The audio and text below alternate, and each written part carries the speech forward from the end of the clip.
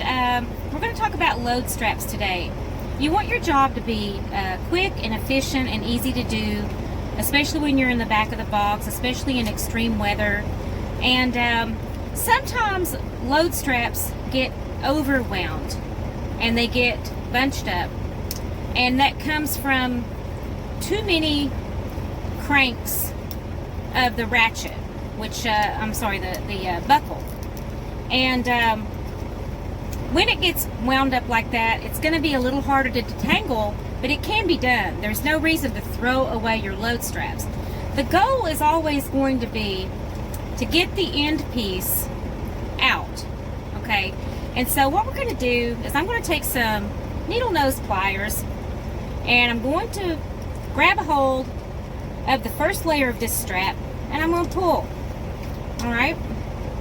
And I'm going to keep doing this. I'm going to keep trying to loosen it. Now, some of them get a lot tighter than this, okay? But your goal is to get this piece all the way out. And to do that, you're just going to have to keep peeling back the layers like an onion, okay? And it's not always going to be easy. You got to have some hand strength. You're going to have to mess with it. There is a way to prevent this, though, and I'm going to discuss that later, all right? And so you're just going to keep working and working and working. And it looks like this one's going to be fairly easy. I have another one that's not going to be too easy. All right? And then you're going to pull this end piece out. Okay? Now, notice this right here. Okay.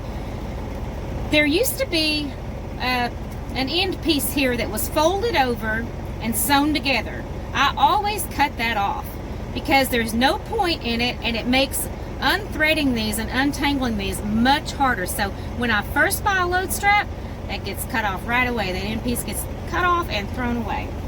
All right, so now we're going to pull this all the way out. Okay, and then we're going to have to re-thread it. And to do that, you see this little slot right here?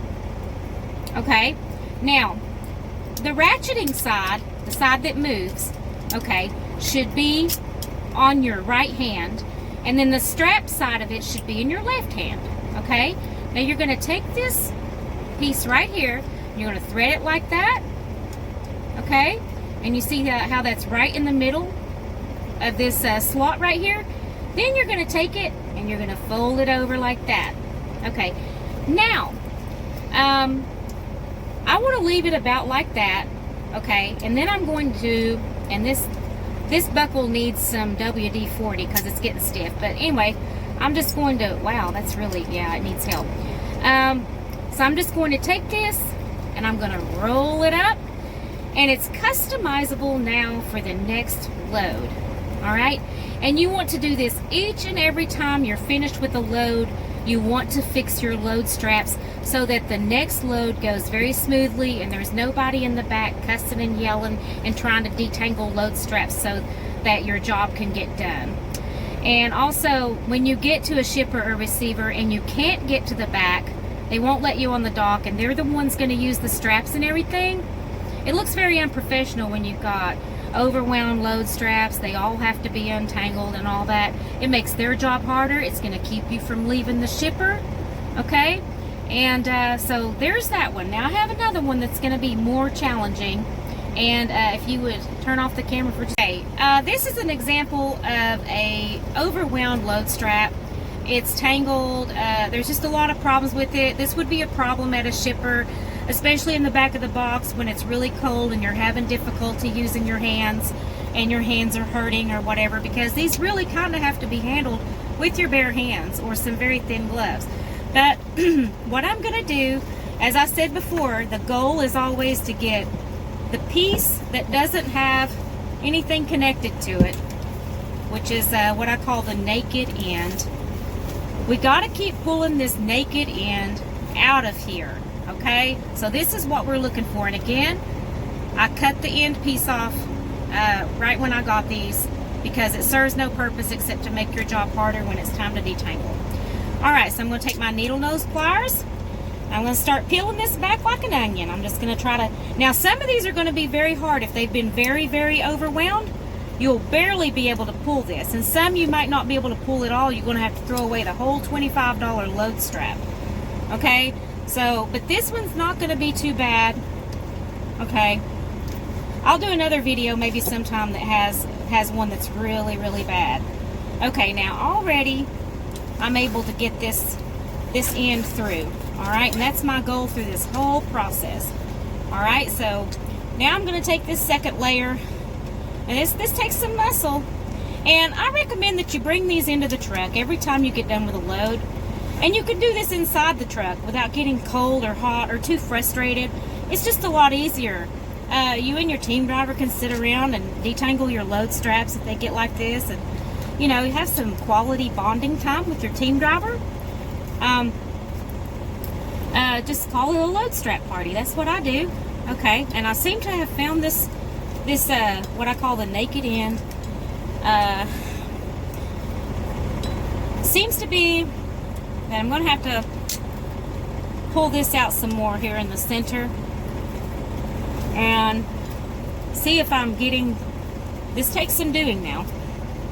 Alright, and so far I haven't needed a screwdriver or anything, but I'm trying to find this right here, and I'm also going to take this side, the strap, part of the strap that has the naked end.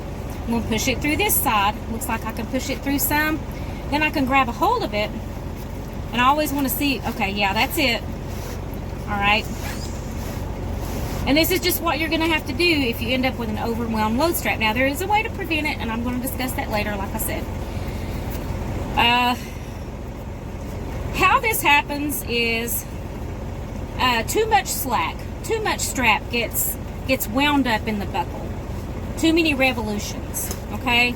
And that happens if you use it once, then pick it up, use it twice, use it 3 times. When what you're supposed to do is unthread or untangle and rethread after every single load. Okay. As you can see, it's going pretty smoothly. This isn't the worst one I've ever had. I had one I did for somebody else one time, and they were like, nobody can get this done.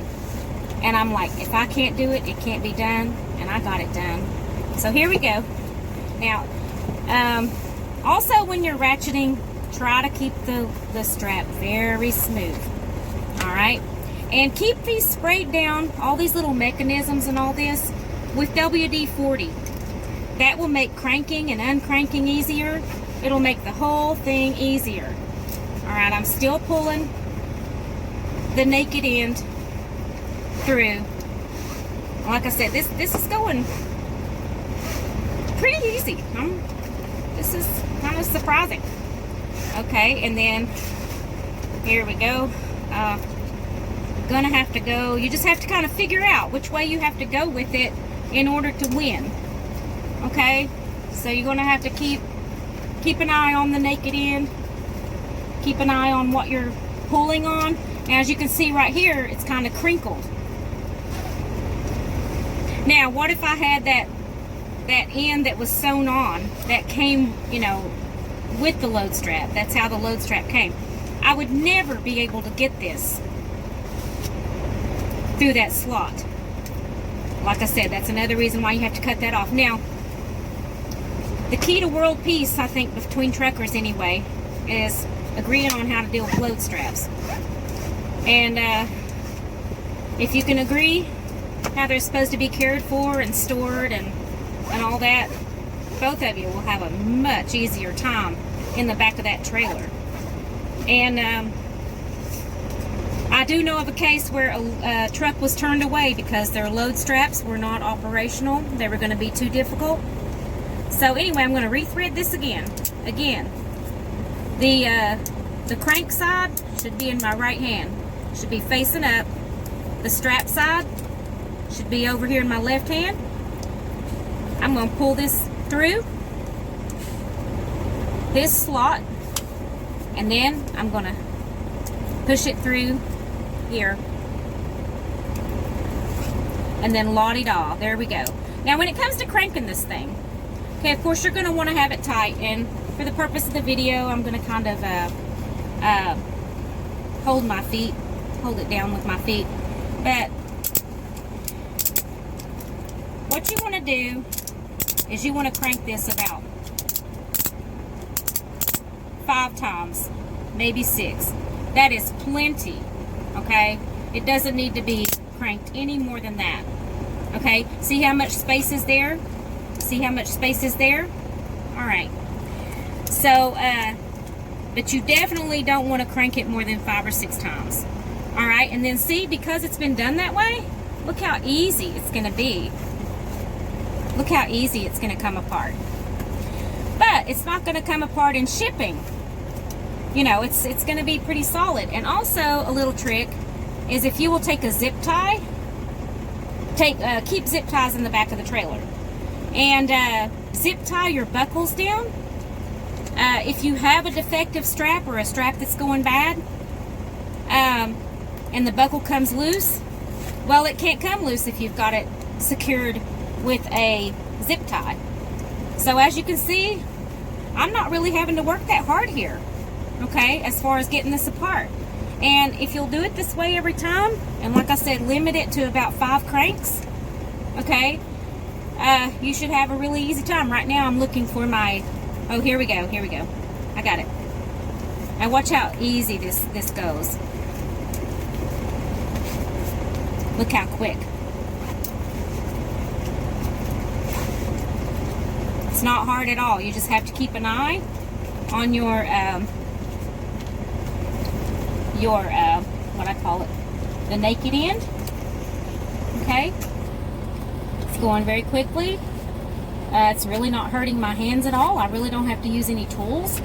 I can just do this lickety split. Okay, and like I said, every time you're done with a load, bring your load straps in, fix them. One team driver may prefer to do it and the other might not. But here we go again. We have this part right here. We open this all the way up. Well, this one's jamming too. Gotta get some WD-40, all right? Okay, gotta pull this through on this side. Well, actually, I could, yeah, it's probably easier. All right, I'm gonna thread that through. Pull it through like that, all right? And I'm gonna leave it about right there. And that way I can pull it as far as I need to or not pull it that far and customize it to each individual load. So I'm going to close this up.